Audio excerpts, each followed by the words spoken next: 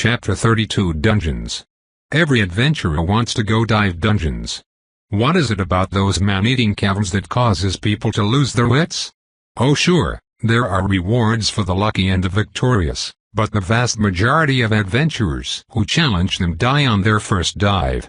Of those that survive, around 3 in 5 don't earn enough to cover their expenses, including their medical costs, and end up destitute and broken.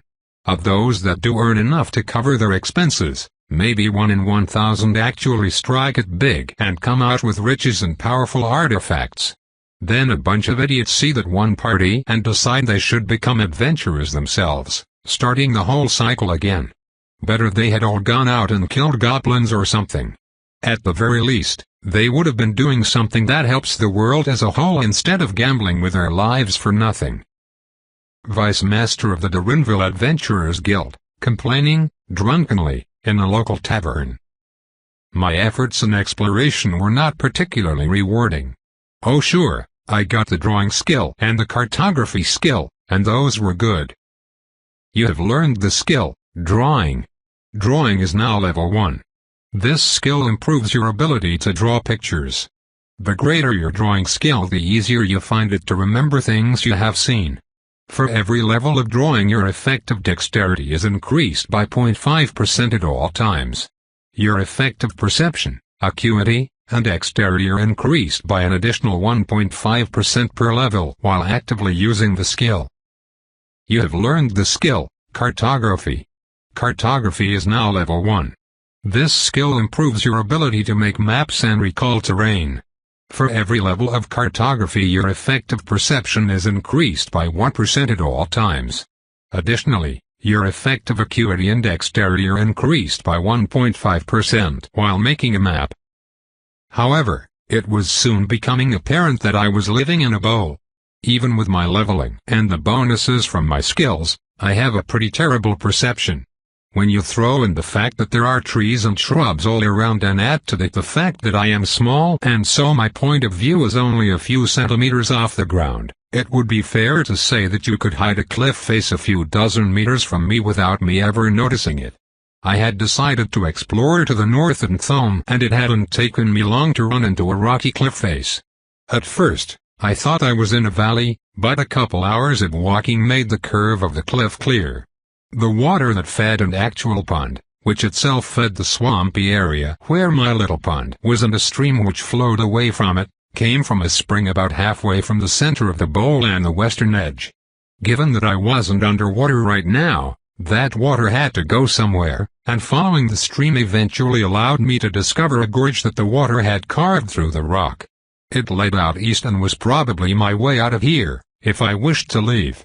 I had to admit that I somewhat did. But what would be the point? There might be people out there, but given that I was a toxic lizard monster, I doubted I would exactly be welcomed into society.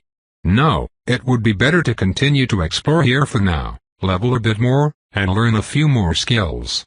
I left it alone for now, but marked the area on my map for the future. My full map was not a very impressive thing. I had difficulty drawing with my front claws and nose.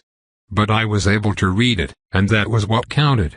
I was in a bowl-like valley area that was maybe a couple of kilometers in diameter. At the very center there was a small pond that was fed from the spring in the west and had a stream leaving it to the eastern gorge. North of the pond was a swamp that made up the majority of the northern part of the area but gave way to forest as the ground got higher closer to the valley edges. The southern half of the valley was a dense forest, much denser than the one to the north because it wasn't broken up by water as much. It was hard to explore because the entire area was a bloodbath and I was ambushed multiple times from the dense undergrowth. The only exception to this was a portion of the southwestern edge of the valley near where the spring was. That area was rocky and only had a few plants.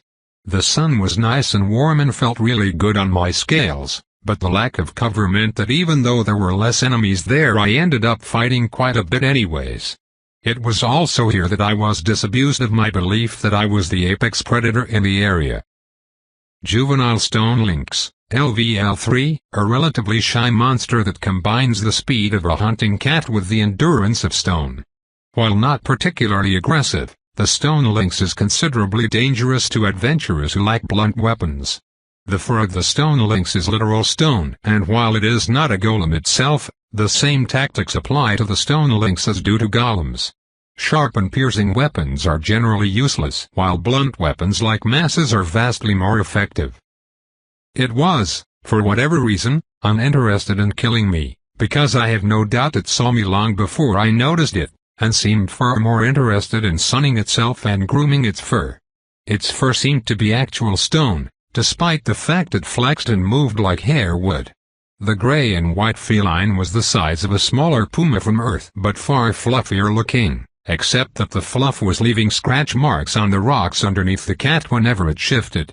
The cat's eyes appeared to be actual topaz gems and the claws obsidian, and I slowly backed away and decided to avoid that area as much as possible from then on. It wasn't the only apex I ran into either. The southeastern forest contained another monster I would prefer to avoid if possible. Mature blood moly, LVL12, a rare herb that is used in various resistance potions. This individual has been exposed to a high amount of mana unmutated.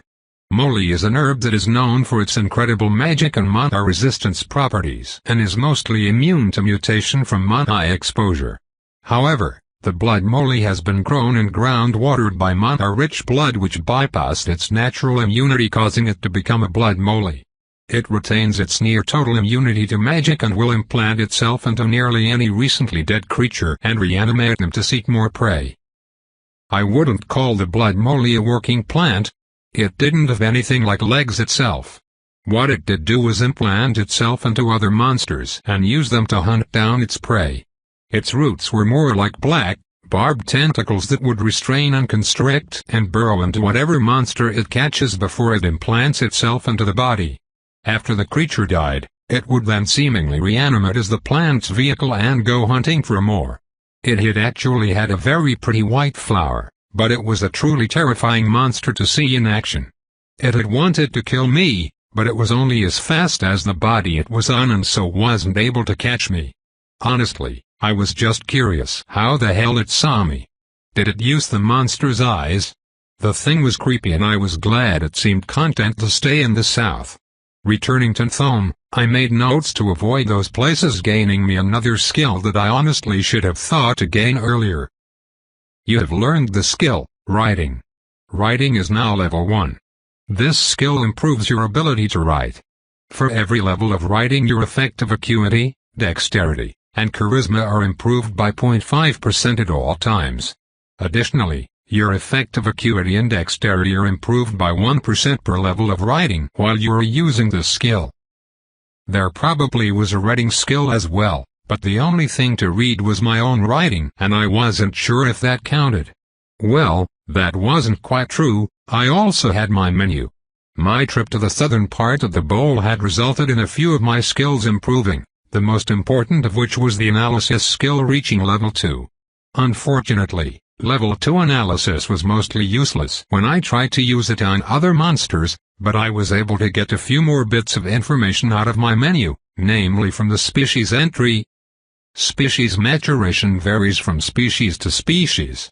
As a comatose lizard, your evolution maturation stages are hatchling, young, juvenile, adult, elder, and ancient. The important part of this was that I realized that the stone lynx was probably 2 stages above me and the blood moly was 3 stages above me. This meant that the lynx had evolved as many times as I had, but upwards, and so had probably had incredible stats. The same was almost certainly true for the moly as well, although that was a bit more uncertain. After all, from the description of the blood moly it didn't seem like they were monsters from the seed on up, but mutated into monsters under certain conditions. So for all I knew, the adult blood moly was a pushover that I could easily kill with a single bite. I didn't feel like testing it though. What I did test was whether or not it was immune to poison, because I left the corpses of every monster that attacked me as a poison trap as I did my exploration. Unfortunately for me, the blood moly seemed to be and the stone lynx too. Either that or they didn't want the bodies I left. I did get a massive harvest of experience from other creatures though. Of course, That didn't matter much given how much experience I needed for every level now. Next time I evolved, my first level of whatever I evolved into would cost 210 experience. Unless there was some evolution that I simply couldn't let pass by, I think I will go up to the next stage this time. If for no other reason than that I would be closer to contending with the Southern Alphas. Of course, I still continued to raise my skills in the hope that I would find something too good to pass up. After all, if it was too good to pass up, it was literally too good to pass up. The thought made sense to me, anyway. 2 levels of writing later, I managed to gain reading and, because I had started writing limericks out of boredom, poetry. You have learned the skill, writing. Reading is now level 1. This skill improves your ability to read and the speed of your reading. You find it easier to read others' handwriting and to understand other writers' meaning at all times. For every level of reading, your effective endurance, acuity, and willpower are increased by 1.5% while reading. You have learned the skill, poetry. Poetry is now level 1. This skill improves your ability to compose and read poetry. You find it easier to find rhymes and you find it easier to remember the poetry of others at all times. For every level of poetry, your effective acuity and dexterity are increased by 1% while composing and writing poetry. Additionally, your effective acuity and charisma are increased by 1% per level while reading poetry. Poetry helped me, but the people of this world must be ridiculously strong. Given just how many skills there are, I doubt that there are not weapon skills and the like. Since I presume that classes give abilities as well, adventurers must be superhuman at the higher levels. Just imagining how a person might combine sprinting, charge, a weapon skill, and whatever else they could on top of it, their effective stats would be ridiculous. I had, after discovering the stone links and the blood moly, considered leaving through the gorge. However, now I was fairly certain that outside of my little area this world was a death trap. At least there were no people here, and no reason that I could think of for them to come here, and I couldn't say that outside of this place that would be equally true. Better the devil I know, I guess. I wasn't too worried about them coming north anyways. The stream was pretty fast moving, so the blood moly wouldn't be able to cross even with an amphibious monster. It would just end up washing away downstream, which would be problem solved as far as I was concerned. The only way around the stream was through the lynx's territory, and the blood moly likely couldn't kill the lynx. I wasn't sure if the lynx was likewise unable to kill the blood moly, but the stone fur of the lynx made it immune to the blood moly's roots. At least, that was my theory. As for the lynx itself, well, the northern part of the bowl was mostly water and swamp. It would sink and drown rather quickly, so I didn't have much to worry about from it. I suppose this made me the apex of the northern part of the bowl? Was I becoming territorial? I was, wasn't I? That desire to explore earlier, it was the same desire to explore any animal would have when establishing a territory. I explored, decided that a place was mine, and now I wanted to defend it. The mere thought of a monster of equal power coming through my territory made me angry, furious even.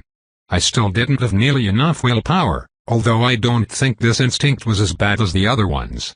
It was easier for me to twist to my own desires. My instinct wanted me to explore and see new things. I was able to turn that into exploring new skills for a decent amount of time, and now that it wanted me to defend my portion of the valley, I could twist that into improving my skills. Better skills meant better evolutions, which meant better defense.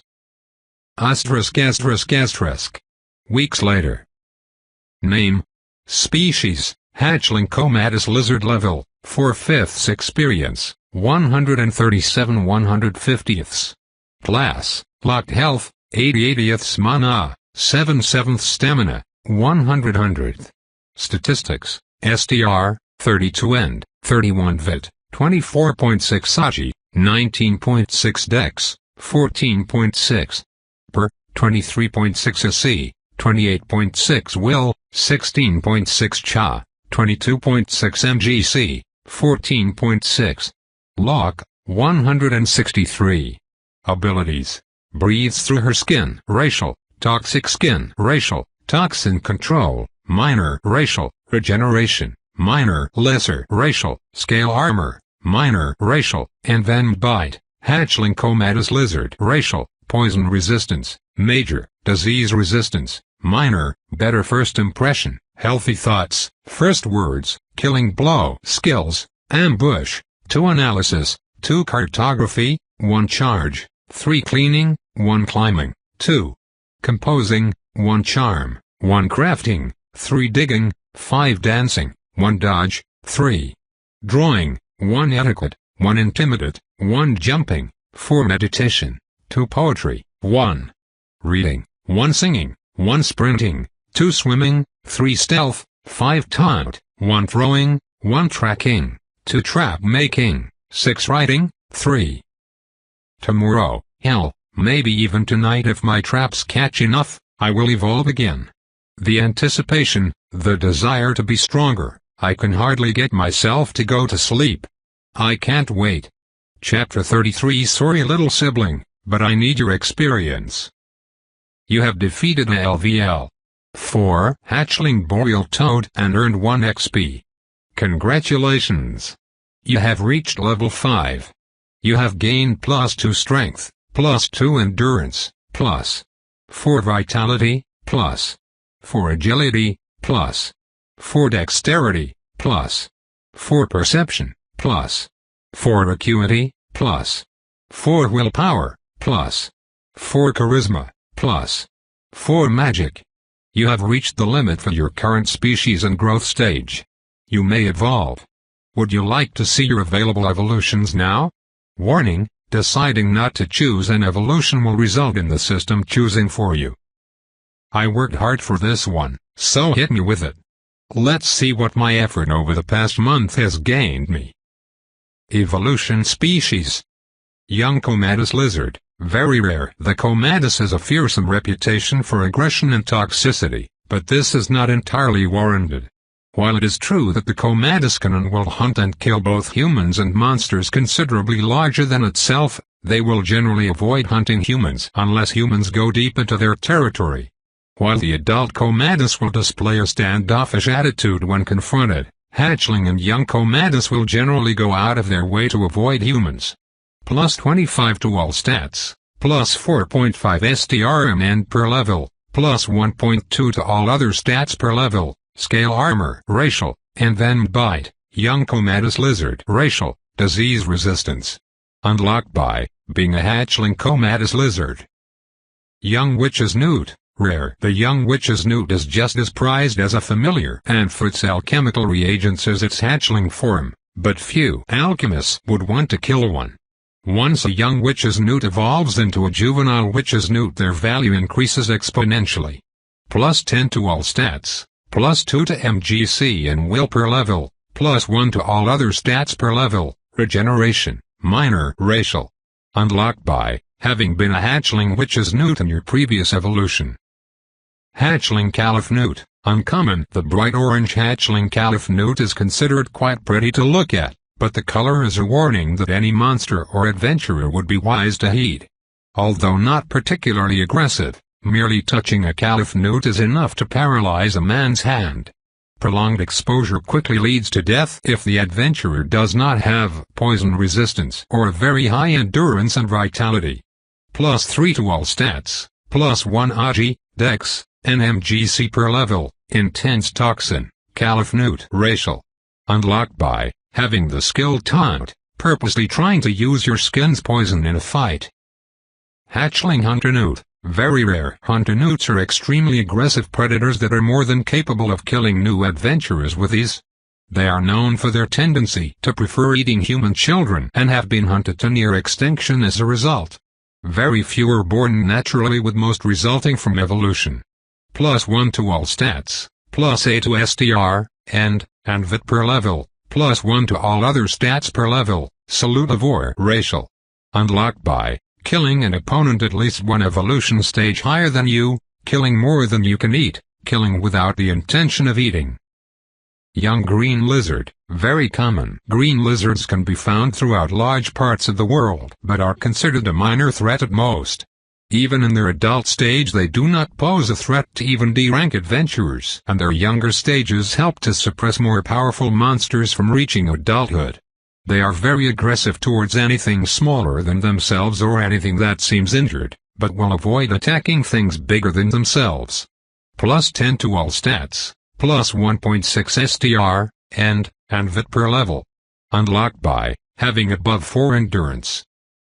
Young black lizard. Common black lizards are related to green lizards and for the most part are largely the same.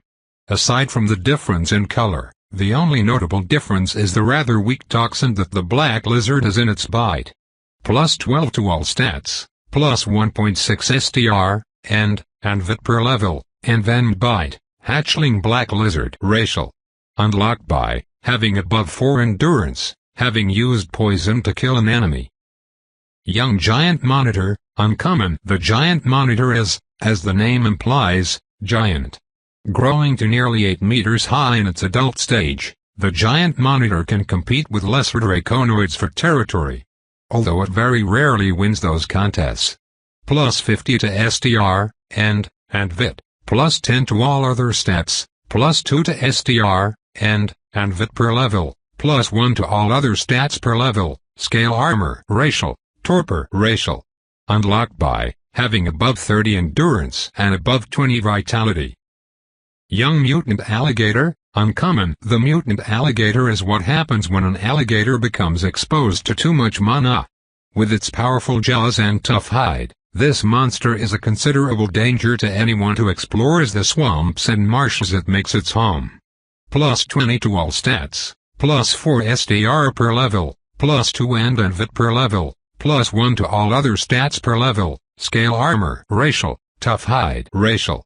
Unlocked by living in a swamp or marsh for most of your life, having above 15 strength, endurance, and vitality, and eating an entirely carnivorous diet. Young lesser toxic gator, uncommon. The lesser toxic gator is an even more heavily mutated version of the common mutant alligator. Although they are not physically as strong as the mutant alligator, they do have toxic breath and are considerably dangerous to lower-rank adventurers. Plus 20 to all stats, plus 3 to STR per level, plus 2 and VIT per level, plus 1 to all other stats per level, scale armor racial, tough hide, lesser racial, toxic breath racial. Unlocked by living in a swamp or marsh for most of your life, having above 12 strength, endurance, and vitality, eating an entirely carnivorous diet, and using poison as a weapon. Young greater toxic gator, rare. The greater toxic gator is an even more heavily mutated version of the common mutant alligator. Incredibly powerful, violent, and toxic, the greater toxic gator is easily noticeable because the very environment dies around it due to its powerful toxin. Plus 40 to all stats, plus 6 to STR per level, plus 4 and VIT per level, plus 1 to all other stats per level, scale armor, major racial, tough hide, lesser racial, toxic breath racial, intense toxin, greater toxic gator racial. Unlocked by living in a swamp or marsh for most of your life, having above 12 strength, endurance, and vitality, eating an entirely carnivorous diet, and using poison as a weapon. The list went on for quite a while after that. Most of it was not particularly interesting, with a lot of commons and uncommons that either lacked decent stats or were so specialized that they weren't worth it. There were a good amount of rares and very rares mixed in as well, but most of them sounded like something that I wouldn't want to be. Eventually though, one entry caught my eye. Infant kobold, very common. Kobolds are one of the weakest of humans, only slightly stronger than goblins, but without goblins' ability to breed, and yet they continue to thrive on every continent in the world.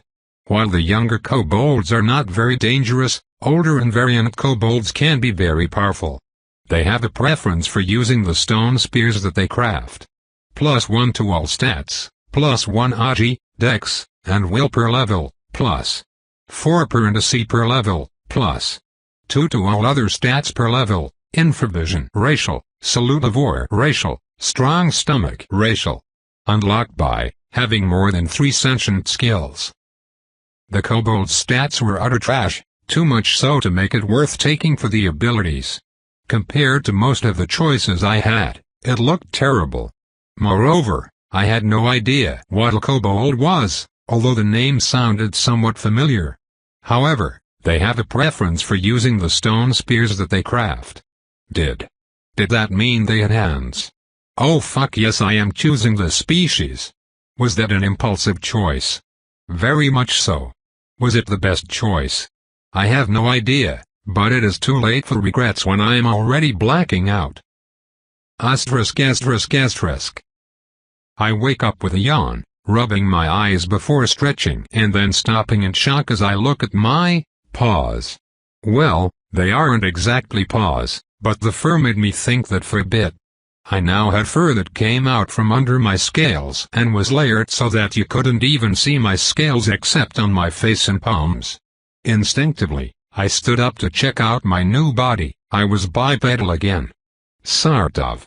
I actually felt equally comfortable on 2 legs or 4 legs, although I was much faster on 4 than on 2. On 2 though. Well, I had so many options now because of my hand-paw things. The very fact that I could reach down and grab a loose bit of dirt was wondrous to me right now. Having lived as a human, I had never appreciated just how useful hands were until I was without them, but I had one more notification to check before I put them to use. Congratulations, you have evolved into a human species. As a human you may now access the class functions. You have 1 open class slot. You have classes available, would you like to see them now? I hadn't even thought about that before I evolved, but it was obvious once it was spelled out to me. Humans got classes. Kiki. I gave my best evil laugh, which wasn't very intimidating, as I fantasized about defeating the Southern Alphas once and for all. With tools and a class, who knows how powerful I could be? Surely I had unlocked some truly special classes given what I had been through. Now show me my available classes. Class menu. Commoner, very common, a basic class. There is nothing noteworthy about this class in any way. Commoners raise all stats except magic slightly. +1 to all stats other than MGC per level. Unlocked by basic human class. Tribes member, very common, a basic class for kobolds and goblins. Tribes members gain slightly in strength and endurance. +1 to STRMN per level. Unlocked by basic kobold class. Warrior, very common, the basic class for a fighter. Warriors focus on the strength and endurance stats. +2 to STRMN per level, +1 to all other stats per level. Unlocked by having engaged in at least 25 fights. Scout, common, a class dedicated to reconnaissance. Scouts focus on agility, dexterity, and perception and are more focused on obtaining information than causing harm. +3 to per, agi, and dex per level, +2 to STRMN per level, +1 to all other stats per level, Eagle Eye class. Unlocked by having scouted hostile territory and made a map of the area. Hunter, common, a class for someone who stalks and hunts prey through the wilderness. The hunter focuses primarily on perception, agility, and endurance to help them quickly track their prey over long distances. +3 to per, agi, and N per level, +2 to STRM dex per level, +1 to all other stats per level, Presence class. Unlocked by having the skills trap making and tracking. Oh come on, this system is even more stingy than Pody is. I've spent months as a monster, killed hundreds of other monsters, evolved 3 times all the way from a toad to this weird rat lizard creature that is capable of having a class, and learned and leveled a ton of skills. And this is all I get? I haven't been this angry since I was turned into a fucking toad. Fine, have it your way you piece of shit system. Make me a hunter then. Congratulations. You have chosen the class, Hunter. You have used up all of your open class slots. You will not be able to gain another class until you have another open class slot. Note, as that my human experience will be split between your species and your class wherever that is applicable. My experience will be split? You were fucking with me, you piece of shit system. I scream out in broken hentai, taking advantage of the fact I now have a throat capable of expressing my anger at the world. In fact, I spent the next hour cursing the world in every language I know, partially out of anger and partially out of joy to have a voice again. Squeaking and hissing just isn't the same. Eventually, I get too tired and stop, slumping back against the log that makes up Nthome. Idly, it occurs to me that since I have hands now I should build myself a better home. Maybe I could finally get that construction skill. As for my anger, well, this had effectively doubled the amount of experience I needed for my species evolution, hadn't it? I need to evolve into something stronger, something in a higher stage. If I want to feel truly safe, I need to have stats that can actually allow me to compete with the monsters around me. Clearly, the area I am in just simply lacked anything that had evolved into a threat. What had probably happened, I imagine, was that every time something had evolved to the third stage it had wandered down south and been killed, leaving this area free of major predators. Hopefully my class will make up the difference, but I don't see how it could as it is. Maybe my class can evolve as well. But my class level doesn't have a max like my species level does. At a guess, I can probably gain more abilities as I level it. A small consolation was that everyone had to deal with this. Humans probably didn't have a species level, at least, that was what I felt that the description about my humans implied, and I bet that they had a lot more class slots, but that they shared experience between them. That would make sense to me anyway. A warrior, scout, hunter would actually be fairly strong as stats go, and maybe they could consolidate into a single class?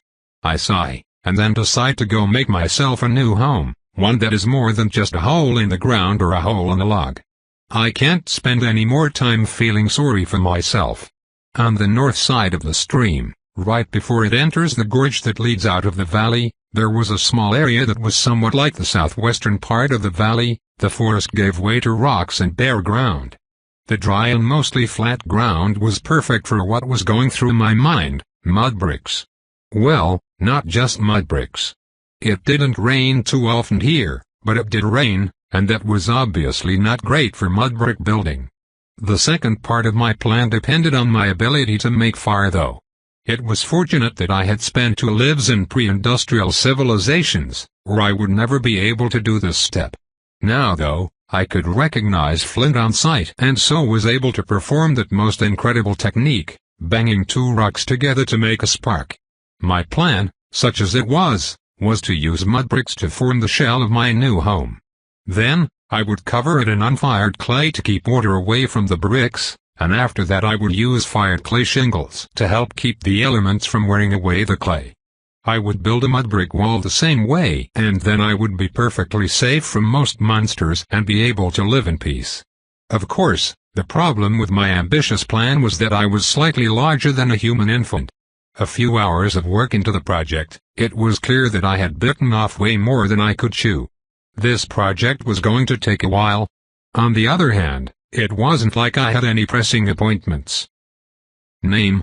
Species, infant kobold level, 0/5 experience, 000/160. Class, hunter. Class level, 0 health, 83/83 mana, 7/7 stamina, 100/100. Statistics, STR, 34 and 33-bit, 25 AGI, 20 dex, 15. Per, 24 AC, 29 will, 17 cha, 23 mgc, 15. Lock, 163. Abilities. Presence. Class, breathes through her skin. Racial, toxic skin. Racial, toxin control. Minor. Racial, regeneration. Minor. Lesser. Racial, scale armor. Minor. Racial, envenomed bite. Hatchling comatose lizard. Racial, infravision. Racial, salutivore. Racial, strong stomach. Racial, poison resistance. Major, disease resistance. Minor, better first impression. Healthy thoughts. First words, killing blow. Skills, ambush. 2 analysis. 2 cartography. 1 charge. 3 cleaning. 1 climbing. 2 composing. 1 charm. 1 crafting. 3 digging. 5 dancing, 1 dodge, 3 drawing, 1 etiquette, 1 intimidate, 1 jumping, 4 meditation, 2 poetry, 1 reading, 1 singing, 1 sprinting, 2 swimming, 3 stealth, 5 taunt, 1 throwing, 1 tracking, 2 trap making, 6 writing, 3 Chapter 34. The vast majority of monsters you will run into out there are just regular animals mutated by mana. Well, that is a lie. Most of the monsters you will run into are actually humans because goblins basically live everywhere, but aside from them, most monsters are mutant animals. Oh, sure, most of them breed true, but at their core they are more animal than monster. Real monsters? If you run into a griffin or a chimera you will truly understand what a monster is, and those are on the low end of the scale. Wailing maidens and elementals in spirit swarms. The world is full of creatures that are mysterious and dangerous in ways that a big-ass toad could never be. Well, except for the hypnotoad. That thing is one hell of a fucker. Part of a lecture from S-Rank Adventurer Dre the Massacre given to new adventurers. * 4.5 months later. Fall was starting, and it had come as a bit of a shock. I hadn't had to live through a real winter since my second life. My life as Hammer had mild winters at most. I haven't seen snow in nearly 2 decades at this point. Of course, I haven't seen snow here yet either, but preparation would be vitally important. I would need to stockpile wood and food, and neither of those were easy for me. Gathering food was easy, but preserving it would be a challenge. Unfortunately, I just didn't have a good source of salt or another preservative. Wood, despite the fact I was surrounded by it, was also hard to gather. My stone axe was not nearly enough to cut down anything but the smallest trees, not when wielded by my weak and short limbs. Not just that, but after cutting a tree down I have to cut it up, and it was over a week of work to do the whole thing. In fact, everything I did seemed to take forever. I was just too small and too weak to really work. My home, including my new wall, had taken me 3 months to build. The entire thing was a 5-meter square block, with 2.5 meters between the floor and the ceiling. I had divided it into 3 rooms with an entry, then a living room of a kind, and then my bedroom. The doors were makeshift, made of sticks bound together. The living room had small windows with little shutters that I made for them. Well, I called them windows and shutters, but they were only about a human's fist in size and they had dividers that split that fist in half. They couldn't be large enough for even a small monster to sneak through, after all. The entire thing was covered in my fired clay shingles, which had taken forever to make, and as a result my house kind of looked like a giant pangolin had rolled up and been partially buried. I had no confidence that it would remain warm throughout the winter. I was padding the inside of my home with blood squirrel leather, another thing that took me forever to get right, and furs, and testing a way to preserve meat without salt. I was very hopeful that my plan would work. After butchering, I cut the meat into strips and smoke-cooked it. Then, I took the meat and sealed it in clay before baking the clay. My line of thinking was, the smoking would help to preserve the meat and then by baking it in clay I would be doing a bastard version of pasteurization. The clay would prevent any oxygen or microorganisms from getting in and whatever did survive wouldn't grow very much because I stored it in my cool cellar. Well, it wasn't really a cellar, it was a hole in the ground that I had put a little wooden top on, but it isn't about what you have, it is about how you sell it. It helped that my standards for edible food were far lower than they used to be. Strong stomach, you are able to eat things few others can. Any poison you consume deals 50% less damage to you, spreads throughout your body 25% slower, and is removed from your body 100% faster. Any infection or parasite that you consume has its symptoms reduced by 50% and your body adapts and fights off disease and parasites from food 100% faster. It was not, sadly, additive with my other abilities. I had hoped that it was, because that would have made me immune to any poison that I ate, but it was multiplicative. So if a poison I ate was going to deal 10 damage a second to me, my poison resistance, major, would reduce that to 2 damage a second. Then, My strong stomach ability would reduce that to 1 damage per second. This meant that I could eat even rotten food, although I would very much prefer not to if I could help it. A lot would depend on just how cold it got. If it was a mild winter, then most of my preparation would be meaningless, but I wouldn't mind too much because it meant I'd survive the season with ease. If it was a Minnesotan Canadian Russian winter, well, leaving my home would be impossible, and it meant eating whatever I had stored, in whatever condition it was. There was a part of me that was actually quite curious how death from environmental factors would work in this world. Did it deplete my health? And if it did deplete my health, did that mean I couldn't die from cold so long as I ate enough because of regeneration, minor and salutivore? Salutivore, you heal while eating. Consuming food causes you to heal quickly. The exact amount you heal and the duration that healing lasts depends on the quality of the food you eat. I was thinking that the cold would likely impede my regeneration, if it was to get cold enough for me to be worrying about dying of it anyways. Idle musings aside, my preparations continued. Asterisk 2.5 months later asterisk. It was cold. Brutally cold. Admittedly, I had expected as much, which was why I was toasty warm in my home.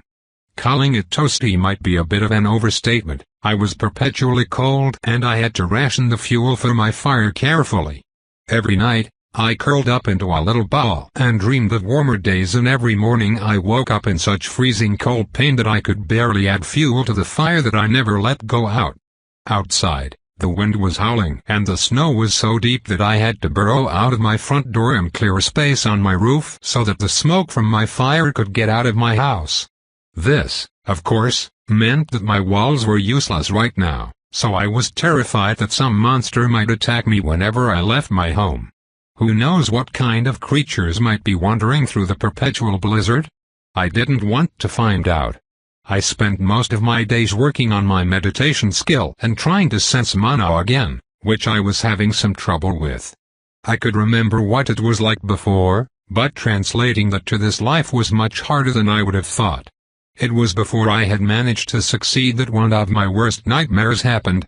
The loud noise of a predator scratching at my home's walls. With my makeshift leather armor, a poisoned spear, and a torch, I went to confront the monster outside only to find juvenile stone lynx, LVL4. Of course, even though it probably had to tunnel through the snow due to its weight, with the ground frozen it was actually able to range north, and now it had found me. Of course it had. I was the only spot of warmth and food for Pody knows how far. I couldn't run this time either. I needed that warmth and food for myself. Which meant that I had to fight.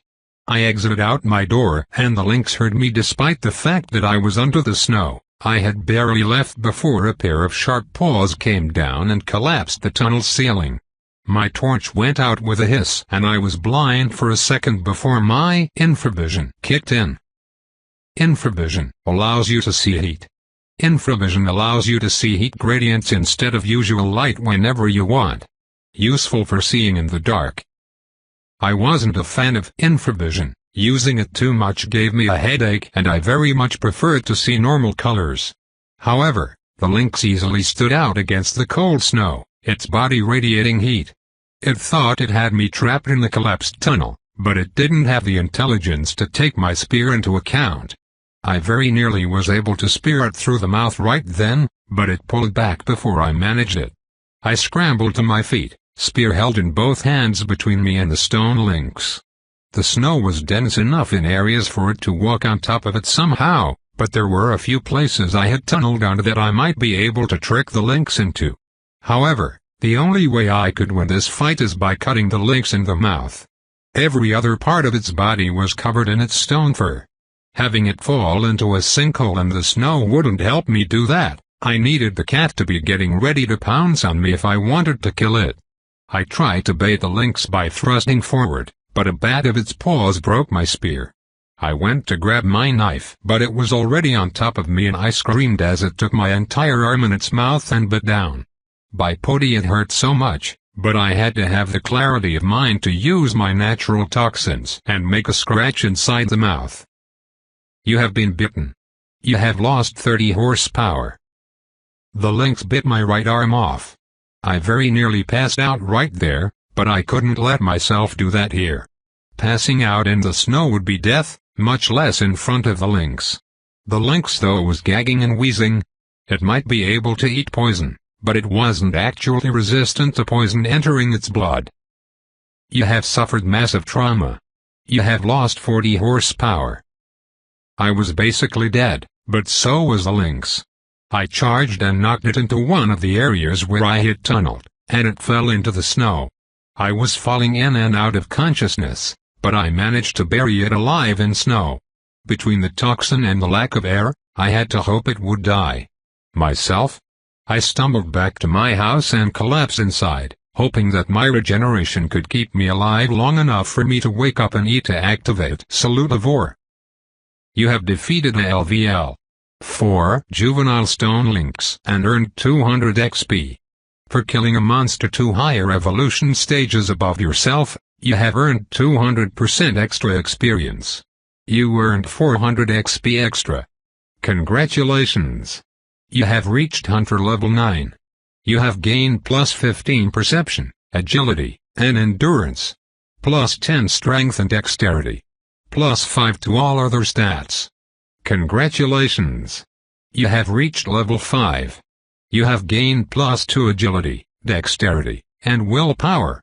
Plus 8 perception and acuity, and plus 4 to all other stats. You have reached the limit for your current species and growth stage. You may evolve. Would you like to see your available evolutions now? Warning, deciding not to choose an evolution will result in the system choosing for you. I was barely conscious at this time. No, I wasn't fully conscious by now. I knew I chose something, but I didn't know what I had chosen.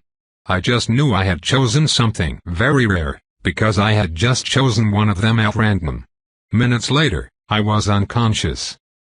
Some time later I was surprised to wake up. I stretched my wings and yawned, happy that I had managed to wings. I had evolved before I passed out. What the hell did I evolve into? I was bigger, I would be barely able to squeeze out my door. I didn't have hands anymore, but 2 large wings and 2 powerful legs with giant and sharp claws. My head was wedge-shaped, and I could feel my many large and sharp teeth with my tongue. I quickly opened up my menu page and saw. Name. Species, Hatchling Lesser Wyvern Level, 0/5 Experience, 000/210. Class, Hunter. Class Level, 9 Health, 168 168th Mana, 14 Stamina, 100th. Statistics, STR, 47 and 56 Fit, 57 Dodgy, 56 Dex, 42 Per, 57 AC, 44 Will, 36 Cha, 37 MGC, 29 Lock, 163. Abilities.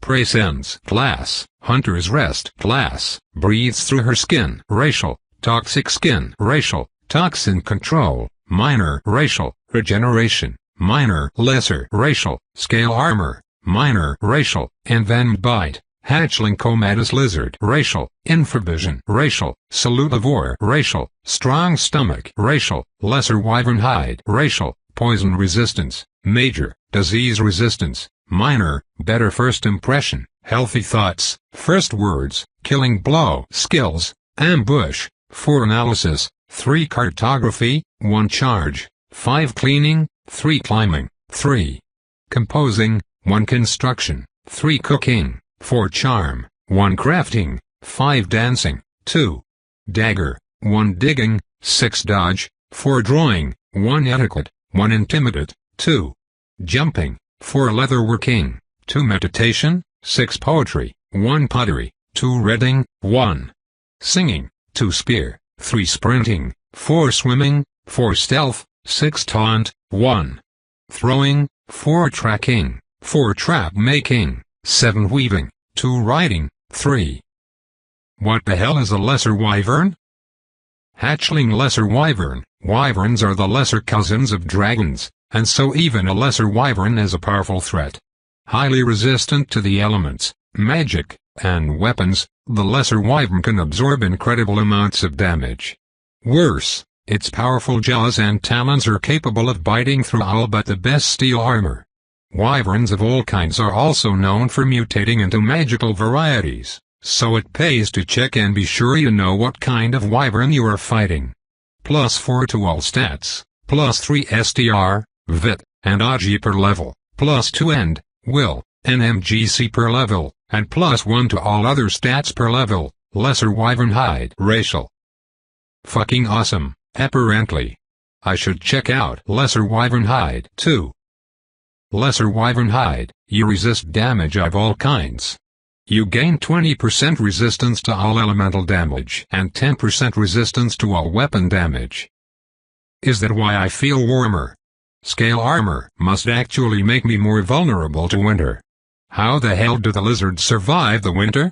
I guess it doesn't matter right now, all that matters is that I survive. I squeeze my way outside and drag the stone links back in. Butchering it is a lot harder without hands, but helped quite a bit by my sharp talons. Actually, I probably wouldn't have been able to butcher it with my hands considering how hard its fur is. Once this terrible winter is over I will be able to test my wings out. * 2 months later *. Over the winter, I had managed to get the skill, Manascence, which allowed me to sense mana like I had before. After that, it took a month of work to get the mana manipulation skill. By that time, spring had come. The snow was melting, the birds were singing, and a very awkward wyvern was trying to learn to fly. Flying, as it turned out, was a bit harder than just flapping wings and jumping. It took me days to actually manage to get into the air and stay there. You have learned the skill, Flight. Flight is now level 1. This skill improves your ability to fly and glide. For every level of flight you find it 5% easier to fly, you fly 10% faster, and it takes 0.2% less effort. Additionally, your effective strength, agility, perception and acuity are increased by 2.5% per level of flight while flying. Flying was hard, but amazing. Suddenly, I could leave the valley whenever I wanted without having to go through the gorge. Scouting the area would be a breeze from above. In fact, I was able to see where the gorge ended and the surrounding hills gave way to plains. What, in the name of Pody, is that thing at the entrance of the gorge though? I was too far away to use analyze, and I had no intention of getting closer. It looked like someone had taken a snapping turtle and quartered its shell without removing it. And instead of the little tongue that snapping turtles had to attract prey, this monstrosity had tentacles that came out of its mouth that were meters long. As I watched, it was eating what looked like a buffalo whole. What the hell is wrong with this world? Chapter 35 There was something incredibly hypnotizing about a giant snapping turtle crossed with a tentacle monster eating a buffalo creature whole. I mean, it was absolutely horrifying to see. I hadn't even known that a buffalo could scream, but on the other hand, it was not that the kind of thing you can look away from. How, by the grace of Pody's shiny stone, does a monster evolve into that? This thing is even more freaky than the blood moly. I guess, in a lot of ways, that it isn't anything I need to worry about. I can, after all, fly now and it wasn't able to get through the gorge into my valley. However, I was starting to get the feeling that this entire world was just a patchwork of powerful monstrous territories. Flying away probably wouldn't help me much. To the east, if I ignore the titanic death turtle, was an open flat plain. Given just how open it was, I was leery about going out there. First, I did not like places that I couldn't wall and defend easily. Second, now that I had wings, I liked having places to launch myself off of. Admittedly, a lot of that was my instincts talking, but my mind agreed with that idea. It made sense to live in places where I could keep myself safe. To the north and south of my valley, as well as some kilometers to the west before the mountains, were forested hills. That seemed much more like where I would like to live, except that I wasn't exactly sure how it would be different than my valley. Undoubtedly there were alpha monsters who had already claimed their own territory. As it was, With the stone lynx dead, I almost had claimed the entire valley. I wasn't sure why that was important. These instincts were even more territorial than the comatose ones were. I suppose I could rationalize it fairly easily. The higher my level got, the larger an area I needed to hunt to gain experience. Presumably, most monsters in the same situation also had become larger and required more food as well. Regardless, I couldn't see a real reason to go north or south. As for west, well, the mountains actually terrified me more than the turtle. I hadn't actually seen any monsters there, but I had a sneaking suspicion that flying monsters would get more powerful than the mountains. After all, there was less tree cover in the mountains but lots of altitude differences that allowed flying monsters to easily exploit the terrain. While that was tempting for me, as a flying monster myself, I also suspected that there would be powerhouses already living there. Aside from the freedom my new ability to fly granted me, the only other reason for me to leave my valley was to avoid the blood moly. Now that I killed the stone lynx, there was no reason that it couldn't range into the northern part of the valley. However, if that plant was killed, I would be the undisputed ruler of this valley and I wouldn't have much to fear. The valley walls were far too tall and steep for anything but powerful or flying monsters to make it down to the valley floor. The only way into the valley for most would be the gorge, which was blocked by Turtlezilla over there. The blood moly seemed to kill mostly by strangulation, and I rather doubted it would be able to come close to choking me given the size of my neck. Plus, scale armor and wyvern hide meant it was very difficult to cut or crush me. How hard could it be to kill a plant with my talons and teeth? Well, the lynx never managed it and it had the same advantages I did, but I did have other advantages. How much would or could my toxin and venom work on a plant piloting zombie monster corpses though? My next thought was to throw rocks at the plant monster from the air, but the same question came up, how much would that affect a plant? As for other tools, I didn't have hands to use them anymore. I suppose I also had magic, but my magic was pretty pathetic. It was worse than it was in my previous life. I could shoot a single bolt of mana, what Shouty had called a magic missile, but doing so drained my entire anemic mana pool because of how inefficient I was. I had also managed to gain the skills General Magic and Air Magic, but that had not helped me very much at all. Traps wouldn't work well either, not against the zombified monsters. Although maybe I could modify a trap to work? Maybe submerging the blood moly in a small pool of toxic water might work, although I doubt it would work quickly. If I could make a fire trap of some kind, that would be the best, but I couldn't start a fire with magic and I didn't have hands anymore. Maybe I could combine them? Trap the plant in a trap and then bombard it with rocks and flammable things and then light a fire elsewhere and toss it in, perhaps. I could also take sand and gravel into my mouth, submerge it in my toxic spit, and then blast it into the plant with a magic-powered toxic sand blast. It would be a bit disgusting, but it would allow me to spread the poison over the body of the plant, because I wouldn't have to worry about if the plant's lesser circulation failing to spread the poison. Yeah, that might actually work quite well. My current body wasn't very well suited to digging, but my digging and trap-making skills would make up for the difference. I could stockpile large rocks, flint, and tinder nearby to make ready. It wouldn't actually take me very long to prepare. The hardest part would be scouting out the blood moly so that it didn't ambush me while I was building, and the second hardest part would be luring the thing into my trap. For all that I could fly, the valley was still decently large and the blood moly wasn't exactly large. Nor, for that matter, was it easy to see in the undergrowth. My class ability, Presence, would help, but I doubt it would help all that much. Presence, you were able to sense where prey might be.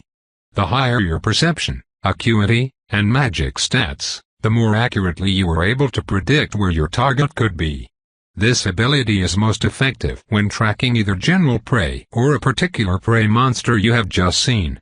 The longer between when you have last seen a particular prey monster and when you use this ability, the less effective this ability will be. I had tested it out and it was a lot like playing hot and cold, which is to say, quite frustrating. All I really got was a vague idea what the direction of whatever prey I was tracking was in, and I didn't get much of an idea how far away that prey was. I could have a hatchling boreal toad gnawing on my tail, and my prey sense seemed to think it was 10 or 20 meters away at least. Still, it was somewhat better than nothing, and it would save me time, if nothing else. Not that time was really a worry of mine. While I wasn't entirely sure, I was fairly certain that I was not yet a year old yet. I could afford to take my time if I wanted to, and I still would level up just fine. Nah, I would die of boredom if I did that. Besides, I wanted to kill the blood moly because it was the last real threat in the valley, not for the experience. However, I do have to admit that the experience was incredibly tempting. I wasn't sure what its evolution stages were, but if it was what I thought it was, I would get 300% bonus experience from it on top of massive base experience. Killing it might give me enough experience to evolve immediately again. Wouldn't that just be wonderful? I might miss hands, but I expect that the stats of the young stage of the lesser wyvern might be too much for me to pass up. Giving up my wings would be a hard sell as well. Being able to just fly away from my problems was a massive advantage, after all. Well, all of this was neither here nor there. For now, I would get to work. Flying across the stream was easy enough, although it wasn't always easy to find a branch that could hold my weight in the trees. After a small incident where a family of blood squirrels attacked me, I began my hunt for the blood moly, half hopping and half flying from branch to branch. The forest was much more quiet this year. Instead of being dominated by lizards and toads, blood squirrels and common slimes were the most common monsters. In fact, there were very few toads or lizards at all. After some consideration, I supposed that the Cthulhu turtle hadn't been at the gorge entrance last year, and so adult monsters had been able to enter to lay eggs. This year, any monster that tried to do that was just eaten by the giant monster outside. So the only monsters that were here were the ones that could breed and live inside the valley or were here beforehand. Of course, that does make me wonder where the hatchling boreal toads and hatchling green lizards that were around came from. I had no way to find out, so I let the question go and focused back on my hunt. The lesser amount of monsters made my hunt a lot easier because I didn't have to check nearly as many creatures as I would have last year to see if they were meat robots being driven by a killer plant. I needn't have worried about finding it though. A blood squirrel crawling around the ground really stands out if you are familiar with their behavior, especially with a flower growing out of its head. I would have worried because blood squirrels would be able to climb out of my traps. But the blood moly can't control the monsters with that level of coordination. The next few hours were spent digging, gathering, and waiting as I prepared my trap. Every so often, I would stop and check on the planned monster's location. A couple of times, I had to stop and wait for it to move away so that I wouldn't start the fight early, so it was late afternoon before I finished. I suppose I could wait for tomorrow. But darkness was not really an impediment to my sight, and patience was not one of my strong suits. In the end, my plan worked perfectly. 2 hours later I was staring down into my pet trap where the burning blood moly was currently located. There was only one problem. The thing wasn't dying. Poisoned, pummeled, and on fire, and still the thing just would not die.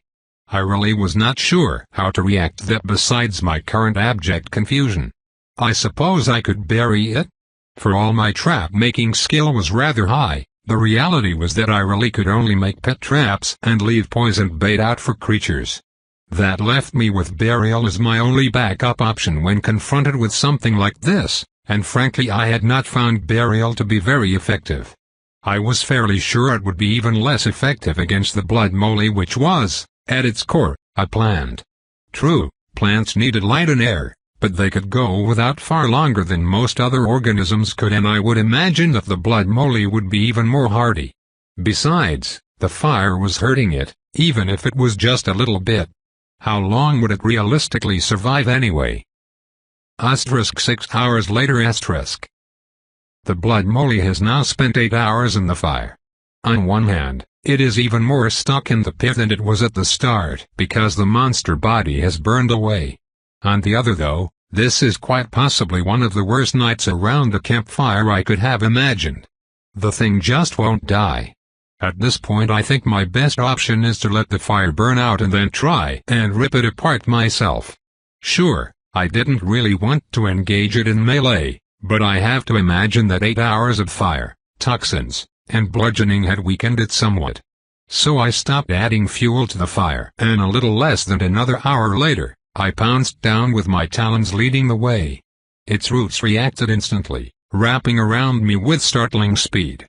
At first I was able to rip out some of its roots with ease, but while the tendrils were weak on their own there were a lot of them and they were much stronger together. I was secreting toxins and moving my jaw down to take a bite out of the flower and leaves of the blood moly, hoping that my venom might help if I injected enough of it. This was going to be a long fight. Marsalilipov. Our party made it to Evergold late at night. Rovan, our leader and vanguard, had insisted that Evergold was just 1 more mile away, for maybe 24 extra miles before the town came into sight. Honestly, I hadn't expected any different, even for one of the shorter-lived races. Rovan was especially impatient. There was an upside to arriving so late, however. You'd think they had never seen an elf before, I mused as we passed the slack-jawed guards at the gate and entered the town. They probably haven't. Chow Earl, our cleric said with a tired sigh. How many elves have journeyed to Varskia, and of those who have, how many have left the coastal cities? It was a rhetorical question, of course. Though the answer was one, namely myself. How many people have journeyed out this far at all?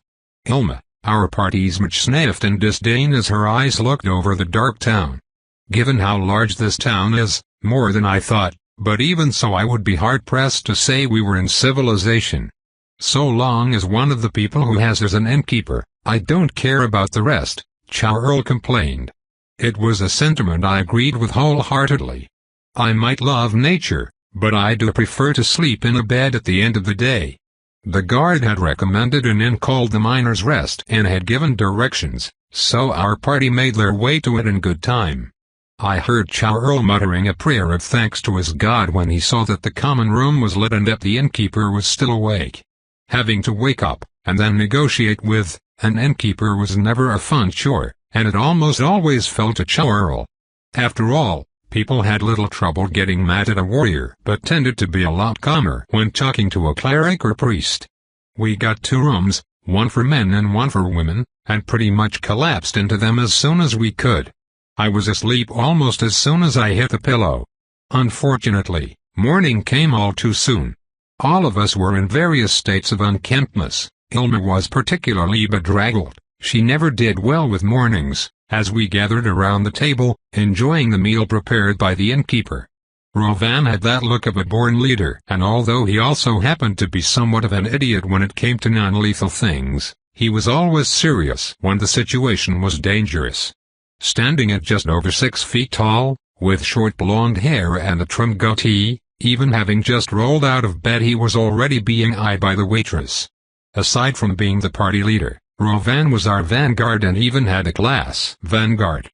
He also had the heavy infantry and officer classes from his time in the army and had left with enough money to afford a full steel plate, which made him the perfect kind of person to lead from the front of the battle. To his left was Chow Earl, who almost seemed the precise inverse of Rovan. Where Rovan was tall, Chow Earl was short. Where Rovan had short blonde hair, Chow Earl had long black hair gathered in a ponytail. And where Rovan wore plate, Chow Earl was dressed in robes. Chow Earl was a cleric of Yukis, the god of ambition, one of the lesser gods in a human pantheon. He provided healing when we were injured and was capable of armoring himself with blessings and wading into the fray himself when it was warranted. His primary classes were Acolyte and Brawler, although he also had the Chef class from before he joined the Yukis faith and became an adventurer. Between the healing and the cooking, it was a running joke that we all would prefer the food. On Rovan's right was Ilma, whose fiery red hair was sometimes literally on fire because she was the party's mage and preferred to use fire magic when fighting. Originally from a nameless village in the old lands, she had been thought of as cursed for her hair and ostracized. Through some various events though, She ended up with a scholarship to a prominent Maj academy and lived most of her life in the lap of luxury. Her pale skin and soft hands had never seen a day of work until she was sent to get practical experience with magic and became an adventurer herself. As a witch and fire mage, Ilma blew away our enemies with blasts of fire. Whenever that didn't work, she would curse them and weaken them for the rest of the party. Her strength was low, but her magic was very high and she could melt the armor right off a bandit.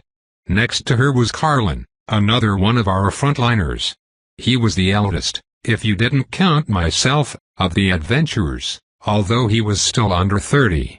His dark brown hair and beard were messy, but other than that he was rather nondescript. If it weren't for his steel-studded leather armor and the sword on his belt, he would be easy to mistake for a homeless bum on the street. He was a quiet man who rarely cared to speak more than necessary, but competent enough at what he did. Colin was a rogue, swordsman, and skirmisher. When Rovan pinned our enemy down, Colin would dart in and take advantages as they came. It was easy not to think of him as a threat compared to Rovan in his heavy armor, but any bandit who made that mistake rarely got to make the same mistake again. Tamling was something of a midliner. A young man with sandy hair who wore it in the same fashion as Rovan, out of a slight case of hero worship. Despite the fact the hair on his face was too wispy for him to really pull off a beard, Tamling also wore leather armor but carried a spear instead of a sword. As a spearman, Tamling helped to hold enemies away from the back line and was able to thrust forward whenever an opening presented itself.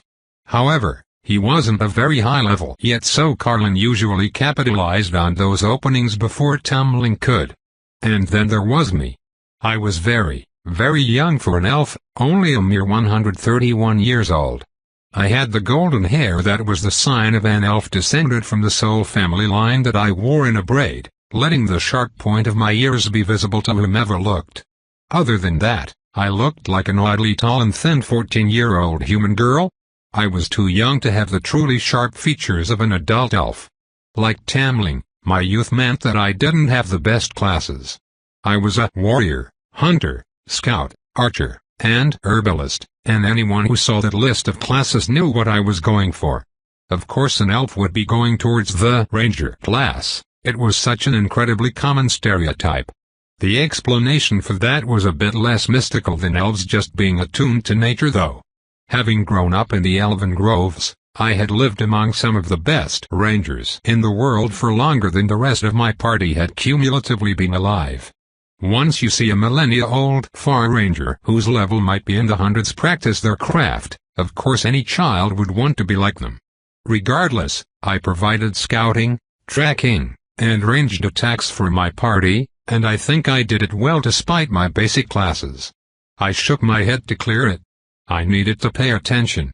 We had come to Evergold for work, and so today was likely to be a busy one for us. Tobe continued. Thanks for listening.